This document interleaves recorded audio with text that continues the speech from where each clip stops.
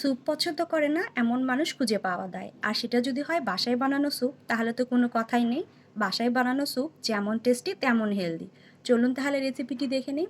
আমি এখানে মুরগির বুকের মাংস নিয়েছি, তাতে দিয়ে দিচ্ছি গাজর, আদা রসুন বাটা, গোলমরিচের গুঁড়ো, সয়া সস, পরিমাণ মতো লবণ, 3 কাপ পরিমাণ পানি, সামান্য পরিমাণে তেল দিয়ে এটাকে আমরা চুলায় বসিয়ে দেবো সিদ্ধ হওয়ার জন্য। আর এদিকে একটি বাটিতে আমি ডিম ফেটে নিয়েছি, তাতে পরিমাণ মতো গোলমরিচ দিয়ে ভালো করে এটাকে ফেটে নিব। আর একটি বাটিতে আমি 3 চা চামচ কর্নফ্লাওয়ার 5 চা চামচ পানি দিয়ে ভালো করে গুলিয়ে নিব। এদিকে আমাদের স্যুপের পানি কিছুটা কমে এসেছে।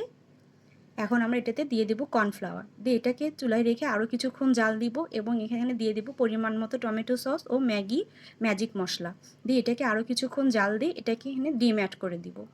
ডিম অ্যাড করে আরও কিছুক্ষণ জাল দিব। তারপরে এটাকে চুলা থেকে নামিয়ে গরম গরম পরিবেশন করব।